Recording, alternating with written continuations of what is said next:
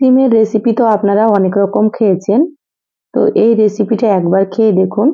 একবার খেলে কিন্তু বারবার তৈরি করবেন, কারণ খেতে এতটাই টেস্টি হয়। আর বাড়ির যে খাবে সেই কিন্তু খুবই পছন্দ করবে। আসসালামু আলাইকুম, সবাই কেমন আছেন? আশা করছি সকলে ভালো আছেন। আবারও একটা নতুন রেসিপি নিয়ে চলে আসলাম। তো অবশ্যই স্কিপ না করে পুরো রেসিপি দেখবেন। তো চলুন কথা না বাড়িয়ে রেসিপি শুরু করি। এখানে দেখুন সিম কেটে নিয়েছি। তো এখানে আমি প্রায় 400 গ্রাম মতো শিম কেটে নিয়েছি। তো শিমগুলোকে এইভাবে সরু সরু করে কেটে নিয়েছি। তারপরে খুব ভালোভাবে ধুয়ে পরিষ্কার করে নিয়েছি। আর এখানে দেখুন নিয়েছি দুটো ডিম। ডিম দিয়ে রেসিপিটা করব। ডিম দুটোকে সাইডে রেখে দিলাম। এবার এখানে দেখুন গ্যাস অন করে কড়াই দিয়ে দিলাম। কড়াইয়ে দিয়ে দিলাম 3 টেবিল চামচ সর্ষের তেল। তো রান্নাটা সর্ষের তেলে করছি, আপনারা চাইলে কিন্তু সয়াবিন তেল দিয়ে করতে পারেন। তেল গরম করে নিয়েছি। এবার এখানে দিয়ে দিচ্ছি হাফ চা চামচ গোটা জিরা। এবার জিরাগুলোকে নেড়েচেড়ে একটু ভেজে নেব। কয়েক সেকেন্ড মতো ভেজে নিলে কিন্তু সুন্দর একটা ফ্লেভার হবে। দেখুন জিরাগুলো ভাজা হয়ে গিয়েছে। এবার আমি এখানে দিয়ে দিলাম দুটো বড় সাইজের পেঁয়াজ কুচি। আর এখানে 5-6টা মতো দিয়ে দিলাম চেরা কাঁচামরিচ। তা আপনারা যেমন ঝাল খাবেন সেইভাবে করে এখানে কাঁচামরিচ দিয়ে দেবেন। এবার নেড়েচেড়ে পেঁয়াজ আর কাঁচামরিচগুলোকে হালকা করে ভেজে নেব। খুব বেশি পেঁয়াজগুলোকে লালচে করার দরকার নেই, হালকা করে একটু ভেজে নিতে হবে। দেখুন পেঁয়াজগুলো ভাজা হয়ে গিয়েছে। এবার আমি এখানে দিয়ে দিচ্ছি স্বাদ মতো লবণ। তো এখানে আমি 1 চা চামচ লবণ দিয়ে দিলাম। এবার দিয়ে দিচ্ছি হাফ চা চামচ হলুদ গুঁড়ো। এবার আমি এখানে দিয়ে দিচ্ছি হাফ চা চামচ জিরা গুঁড়ো।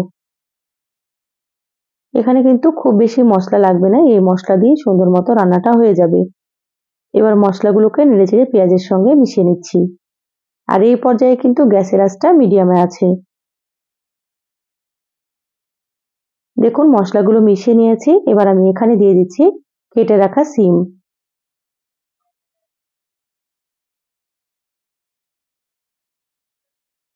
সম্পূর্ণ শিমগুলো দিয়ে দিলাম। এবার মশলার সঙ্গে নেড়েচেড়ে মিশিয়ে নেব।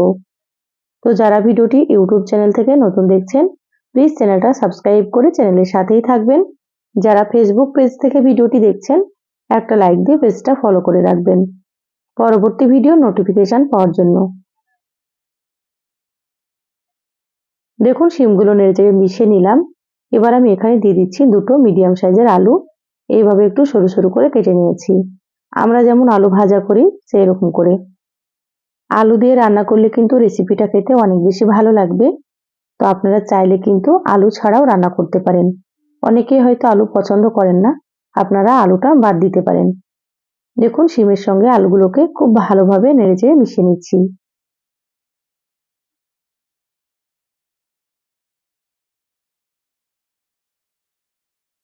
শিম আর আলু খুব ভালোভাবে মিশিয়ে নিলাম। এবার ঢাকা দিয়ে দিচ্ছি 5 মিনিটের জন্য। 5 মিনিট পরে ফিরে আসছি। দেখুন মিডিয়াম আঁচে 5 মিনিট রান্না করে নিয়েছি। ঢাকাটা খুলে নিলাম। আবারও খুব ভালোভাবে একটু নেড়েচেড়ে নেব। এইভাবে ঢাকা দিয়ে সিম আর আলুগুলোকে খুব ভালো মতো সেদ্ধ করে নিতে হবে। এখানে কিন্তু কোনো রকম পানি দেওয়া যাবে না, পানি ছাড়াই সুন্দর করে সেদ্ধ করে নিতে হবে। দেখুন আবারও ঢাকা দিয়ে দিচ্ছি 5 থেকে 6 মিনিটের জন্য। আবারও মিডিয়াম আঁচে 6 মিনিট ঢাকা দিয়ে রান্না করে নিলাম। এবার দেখুন ঢাকাটা খুলে নিয়েছি। খুব ভালোভাবে আবার একটু নেড়েচেড়ে নিচ্ছি। দেখুন শিম আর আলুগুলো খুব সুন্দর মতো সেদ্ধ হয়ে গিয়েছে। এই পর্যায়ে আমি গ্যাসের আঁচটা একটু হাই হিটে করে দিলাম। এবার নেড়েচেড়ে খুব ভালোভাবে একটু ভেজে নেব। তো এখানে আমি হাফ চা চামচ মতো দিয়ে দিলাম মরিচের গুঁড়ো। আপনারা ঝালটা যেমন পছন্দ করেন সেইভাবে করে দিয়ে দেবেন। আপনারা চাইলে এখানে শুধু কাঁচামরিচ দিয়েও রান্নাটা করতে পারেন। দেখুন নেড়েচেড়ে খুব ভালো মতো একটু ভেজে নিচ্ছি। আমার চ্যানেলে আরো অনেক রেসিপি আছে, চাইলে কিন্তু আপনারা দেখে নিতে পারেন। আমি সবসময় সহজ রেসিপি আপনাদের সঙ্গে শেয়ার করার চেষ্টা করি। আর রেসিপিগুলো খেতে কিন্তু ভীষণ টেস্ট হয়। তো একবার রান্না করে খেয়ে কমেন্ট করে জানাবেন আপনাদেরকে কেমন লেগেছে। দেখুন শিম আর আলুগুলো কিন্তু অনেকটাই ভাজা ভাজা হয়ে গিয়েছে। তো এখানে আরো একটু ভেজে নিচ্ছি। এইভাবে কিন্তু নেড়েচেড়ে ভেজে নিতে হবে। শিম আর আলুগুলো সুন্দর মতো ভাজা হয়ে গিয়েছে। এবার কড়াইয়ের মাঝখানটা একটু ফাঁকা করে নিলাম। এবার এখানে আমি আরো 1 চামচ মতো দিয়ে দিলাম সর্ষের তেল। এবার এখানে দিয়ে দিচ্ছি 2টো ডিম। এবার ডিমের উপরে সামান্য একটু লবণ দিয়ে দিচ্ছি। লবণ কিন্তু খুব বেশি দেওয়া যাবে না। যেহেতু আগে লবণ দিয়েছি সেজন্য কিন্তু আপনারাও একটু কম করে লবণটা দিয়ে দেবেন। এখানে আমি 2টো ডিম দিয়ে রান্না করছি। আপনারা চাইলে কিন্তু এখানে 1টা ডিমও দিতে পারেন বা এখানে 3টে বা 4টে ডিমও আপনারা দিতে পারেন। যত বেশি ডিম দিয়ে রান্না করবেন রান্নাটা কিন্তু তত বেশি খেতে ভালো লাগবে। এবার দেখুন সিম আর আলুর সঙ্গে ডিমগুলোকে খুব ভালোভাবে একটু মিশিয়ে নিচ্ছি। ডিম দেওয়ার পরে আবারও 5 থেকে 6 মিনিট হাই হিটে খুব ভালোভাবে ভেজে নিতে হবে, যাতে করে ডিমের কাঁচা গন্ধটা চলে যায়। দেখুন এভাবে করে একটু ভেঙে ভেঙে নিচ্ছি। এভাবে একটু ঝুরঝুরে করে নিতে হবে ডিমগুলোকে। এই রান্নাটা কিন্তু খুব বেশি সময় লাগে না, খেতে অনেক বেশি টেস্ট হয়। দেখুন ডিমগুলো সুন্দর মতো ভাজা হয়ে গিয়েছে আর দেখুন কালারটা কিন্তু অনেকটাই চেঞ্জ হয়ে গিয়েছে। এইভাবে করে আপনারা ভেজে নেবেন। এবার আমি এখানে দিয়ে দিচ্ছি 1/2 চা চামচ ভাজা জিরা গুঁড়ো।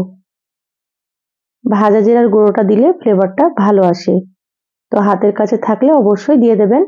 এবার মশলাটাকে খুব ভালোভাবে আবারও একটু মিশিয়ে নিচ্ছি।